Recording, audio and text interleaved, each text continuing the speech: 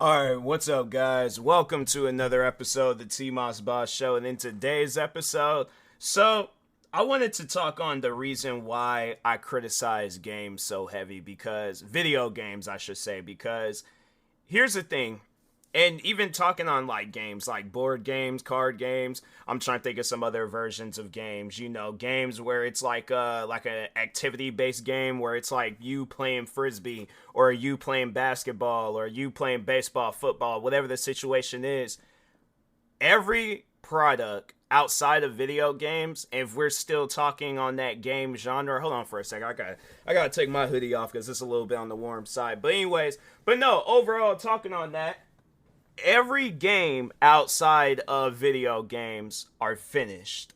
Why can't video games be the same way? And then the crazy thing is like when video games are finished, they don't get the recognition that it deserves. And it trips me out because it's like you see so many good titles out there. Like if you actually sit down and pay attention and, or I guess not so much as paying attention, but actually search and find these titles, that's the thing though. Speaking of paying attention to, it's like we're only paying attention to the bigger games. Yeah, we're paying attention to the Call of Duties, to the NBA 2Ks, to the next Apex update, or whatever new stuff they decide to add to that game. But we're not paying attention to the games underneath those games. Why is that? Why is it that we spend so much time playing games where it just comes off as the developers don't care, and then we're sitting there with a video game that's unfinished and money missing out of our bank accounts? I don't like that. I don't like that at all. And I'm getting to a point in time where I'm sick and tired of playing unfinished video games. The thing is that a lot of us came from a generation of finished video games. You think back on the Nintendo 64, was there ever a time where we played an unfinished video game? No. When we fast forward a little bit, PlayStation 2, did we ever play any unfinished video games? No. And if they wanted to put out more content to a video game, they'll just put out another version of it. But they never did no stuff where it's like, oh, we're going to come out with an unfinished game and then we're going to hype up and update. And there are some games where it passes, but then there's other games where it's like, your game is crap.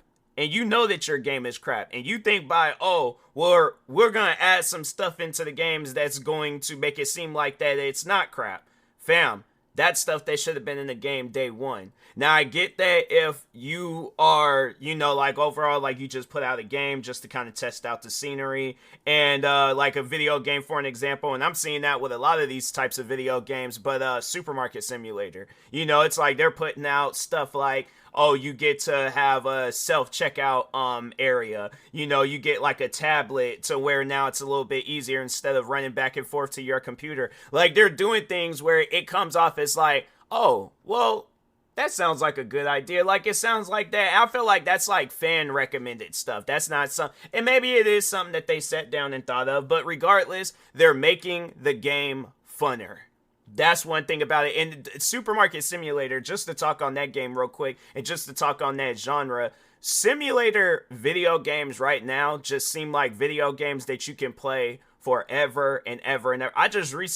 I bought Supermarket Simulator some time ago, played the crap out of that, had nothing but fun with it. I think the only issue that I have with that game is that at times when you click on stuff, it comes off as like you're not clicking on it. Like it kind of gets like stuck and caught up. And then speaking of getting stuck and caught up, like there are at times where if I'm running around the supermarket from like back outside to the storage to back into the store, I'll get stuck on some environmental things, But other than that, when we're talking gameplay, I had nothing but fun with that game. And guess what Supermarket Simulator is? It's you stocking shelves and ringing up customers. It's pretty much a simulation of my last job. That's the part that trips me out. It's like I sat down and I played this game religiously at one point in time, and I had nothing but fun with it.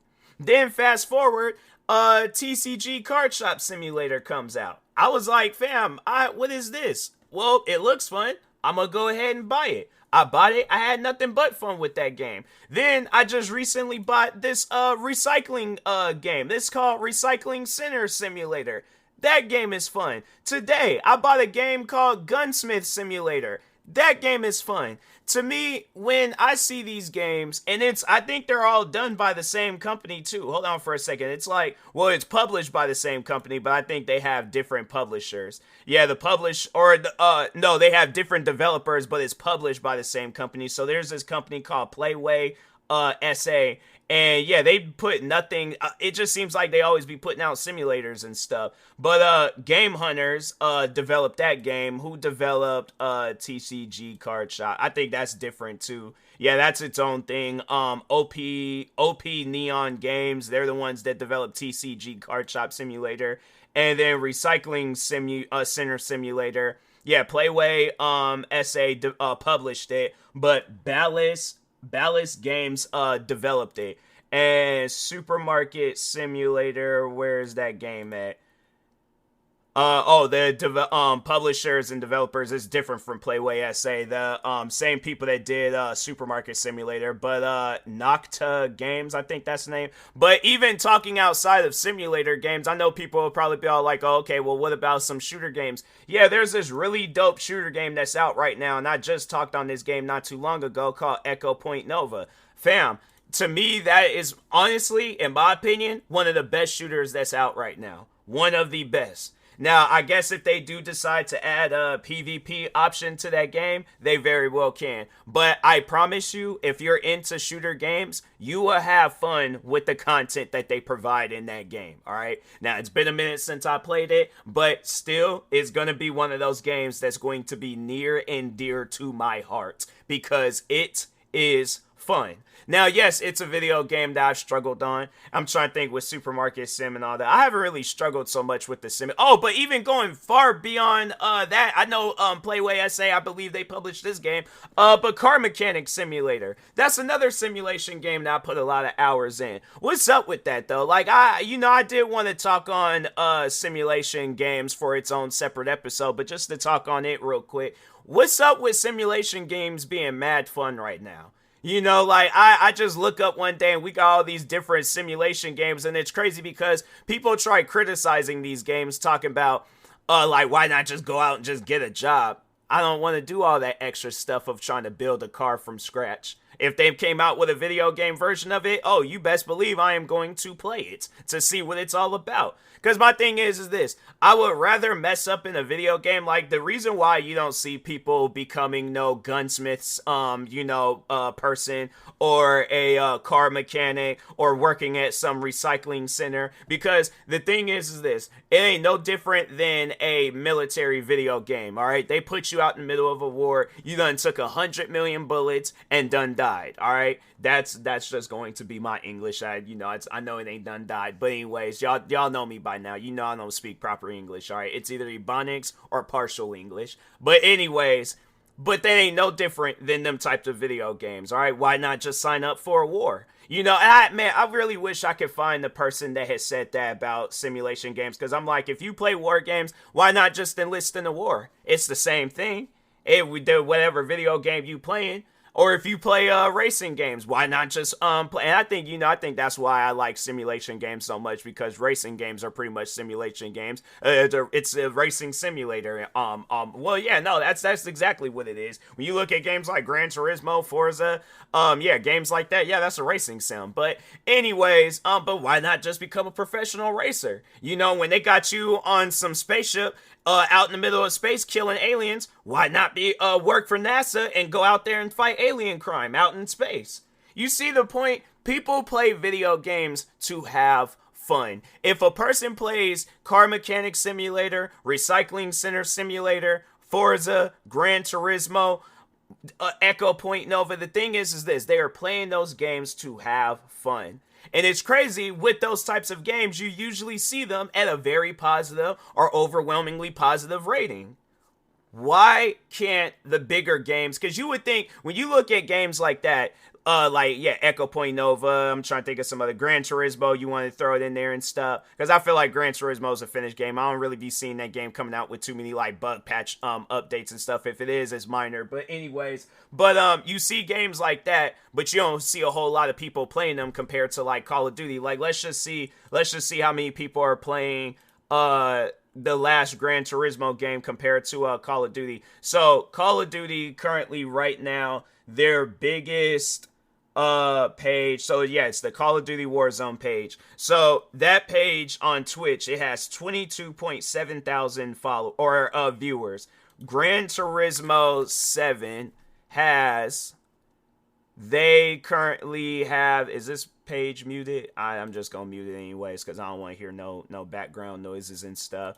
They currently have 115 viewers. To me, that's crazy. Honestly, that's some crazy stuff because I feel that Gran Turismo is a much more finished game than Call of Duty. And even Echo Point Nova, let's just see how many people are playing that game right now. I don't think, hold on for a second, let me mute the page again because I'm unsure if loud the audio of the game is gonna be, but I don't think a whole lot of people. It's only 4 people that's streaming this game right now on Twitch. This game got 14 viewers altogether and 52 followers. Meanwhile, Call of Duty, and in my opinion, an unfinished video game, they currently, so the Warzone page, they currently have 22 million followers and 22.9 thousand viewers. To me, that's crazy because it's like Call of Duty. Look, the thing is this. Call of Duty Warzone has been out for how long now? Now, when you look at the other, I guess outside of Call of Duty Warzone, look at how unfinished the story modes be. The multiplayer modes, them secondary co-op modes, whether it's you going up against a horde of soldiers or you going up against a horde of zombies. I just remember Call of Duty Modern Warfare 2, and I wonder what the budget was for Call of Duty Modern Warfare 2. Let me ask ChatGPT real quick. They might not know the answer, but let me just ask real quick. What was the budget for the Call of Duty Modern Warfare 2, 2022? If you're an athlete, you know the greatest motivator of all is the fear of letting your teammates down. After all, a team is only as good as its weakest link. So you owe it to those wearing the same jersey as you to be your best every time you step on the field. That's why there's no vape in team. When you vape, you can expose your lungs to toxic chemicals that can damage your lungs. If you're a step behind, the team's a step behind. Brought to you by The Real Cost and the FDA. Oh, such a clutch off-season pickup, Dave. I was worried we'd bring back the same team. I meant those blackout motorized shades. Blinds.com made it crazy affordable to replace our old blinds. Hard to install? No, it's easy. I installed these and then got some for my mom. She talked to a design consultant for free and scheduled a professional measure and install. Hall of Fame son. They're the #1 online retailer of custom window coverings in the world. Blinds.com is the GOAT. Shop Blinds.com's primetime kickoff event. Save up to 50% off select styles, plus doorbusters. Rules and restrictions may apply. The budget for Call of Duty Modern Warfare 2 2022 hasn't been officially disclosed. However, it's speculated that the production and marketing budgets for recent Call of Duty games often exceed $250 million. You mean to tell me that a game, you done put $250 million, so it has to, honestly, you know what I personally think? $1 million is going into the video game. $249 million is going into the marketing. Because, oh yeah, you best believe it. They market that game like crazy. From inviting out content creators to do streaming events. Probably having it where they're having content creators play the games and they're paying them off to play the game for either YouTube, TikTok, Kick and Twitch and all that stuff. Probably even Facebook gaming. I'm trying to think of some other Twitter. What are some other ones? Instagram. It's like, oh yeah, they be marketing, having ads playing all over the place. They're trying to get as many people to buy this game as they possibly could. And the thing is this, Call of Duty has not hit since Call of Duty Modern Warfare 2019. That was the last time Call of Duty was decent.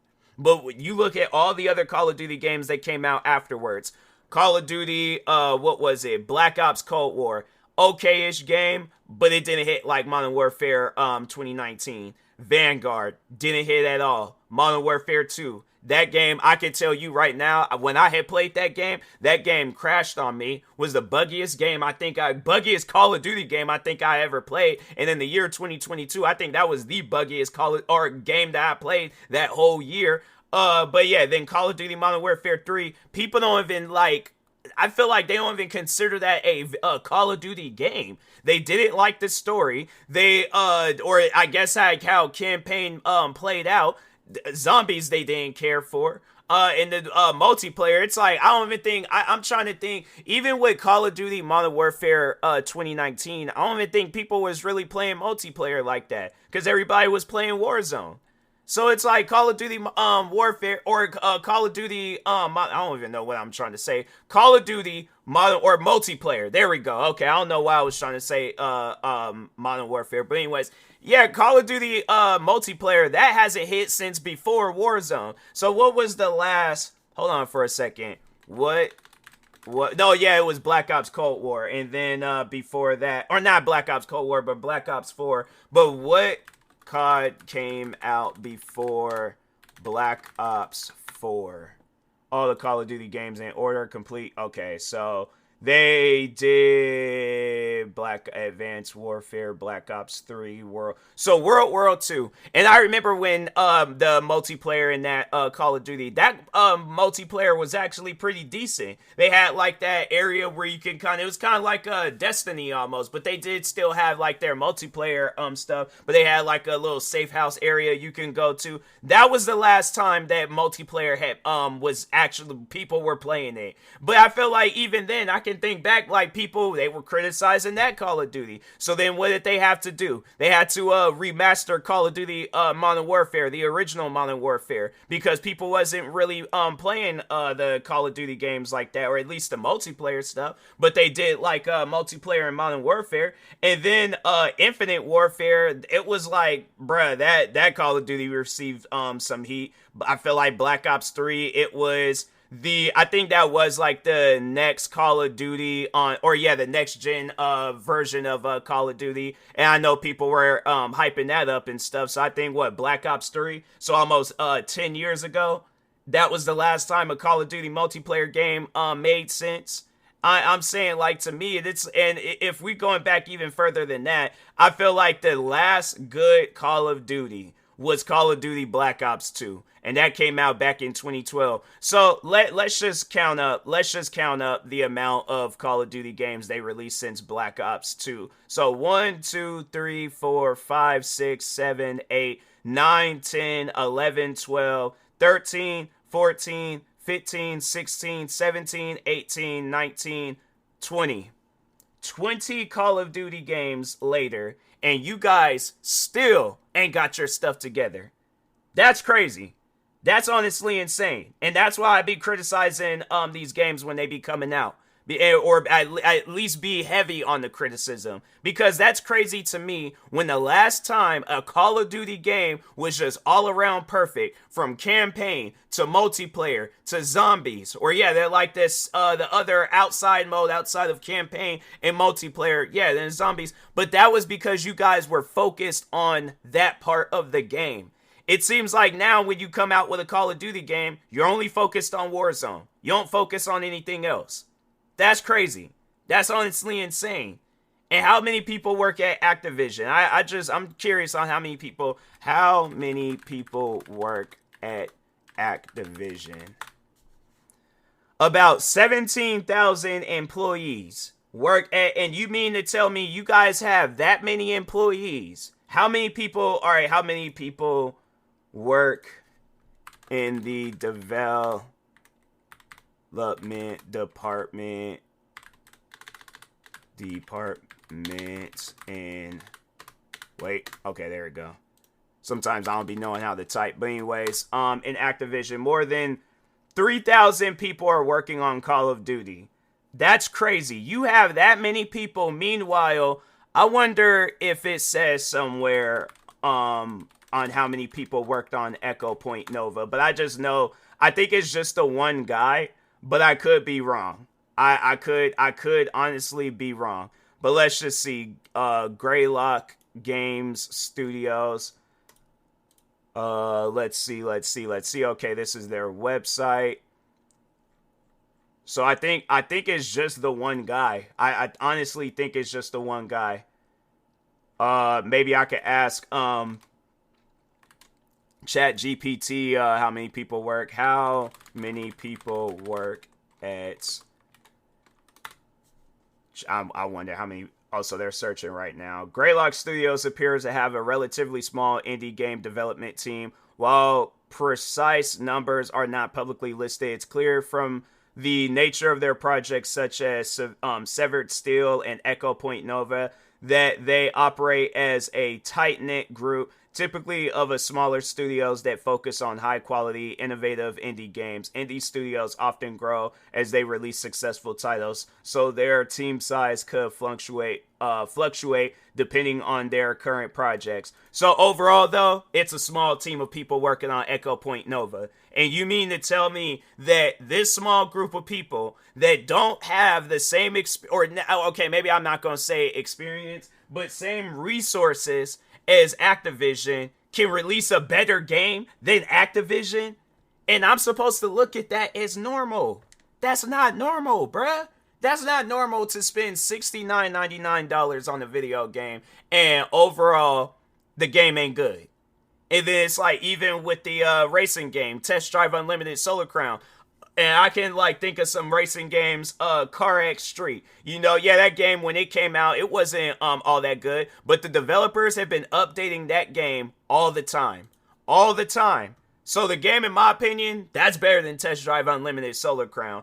And I'm trying to think of some other games that's racing games at least. But overall, though, it's like it just trips me out that indie developers come out with video games that do so much better than the bigger games.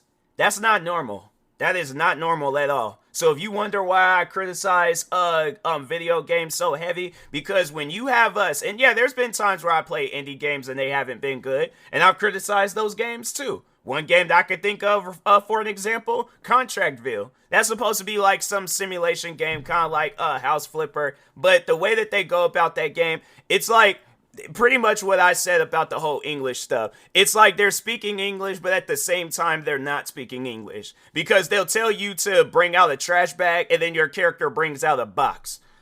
It's a weird game, but hopefully, you know, it's one of those games where it's like, okay, we hear you, we're working on it, we're going to fix it. Not no stuff like what like the developers for Test Drive Unlimited Solar Crown, pretty much, if you talk good about our game, then we'll be fast on coming out with updates to fix it. Yeah, and that's one of the main reasons why you're going to see throughout the years, and probably next year it's going to be really slow for gaming, because I feel like that, yeah, Grand Theft Auto 6 is going to come out, and it's just going to wipe out a lot of different video games. But the thing is this. Next year, I'm like, man, I'm just curious to see. But overall, though, indie games are going to take over. You're going to see a lot of people probably ditching these bigger developing companies and publishing companies. You're going to see where they ditch them, and they're going to start working on their own project, because I don't know if it's the higher-ups, I don't know if it's the developers, but regardless of whoever it is, y'all don't know what you're doing when it comes to developing a video game. Or if it's somebody that's telling the developers what to do, you need to stop telling them what to do and allow the developers to do their job on how they want to do it. Because I feel like if it's a situation where the developers don't have a say-so and they just got to come out with whatever the higher-ups tell them to do, you're putting out a bad name for them and probably putting them in a situation where people ain't going to want to work with them because of whatever crap game that y'all done came out with.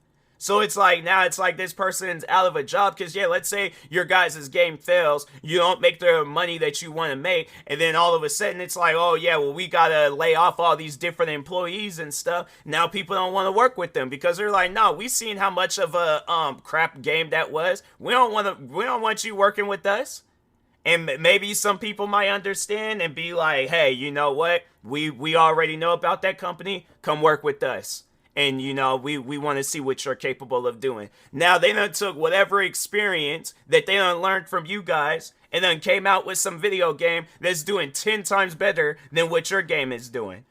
See, and it's stuff like that where it's all like, do not be surprised, Dave. One day, talking on the Call of Duties, talking on the NBA 2Ks, talking on the Test Drive, Unlimited Solar Crowns, pretty much all these bigger games that be getting mixed, mostly negative, very negative, overwhelmingly negative ratings of 1 stars, 2 stars, 1.5, 2.5 stars, half of a star. These games that be doing just pure crap. Do not be surprised if you look up and you're like, this is going to be the last video game that we release. Because we, for some reason, don't know how to develop video games no more. Or if it's the higher ups, it's like, we pretty much don't know what to do anymore. So, now I'm just saying, I'm like, that's most likely what's going to be the case. But anyways, with that being said, I will talk to y'all later. Thank you guys for watching and or listening. Stay tuned for the next episode. Like, subscribe if you're viewing this on YouTube. Follow, subscribe, viewing this on the podcast streaming service. Thank you guys, and peace.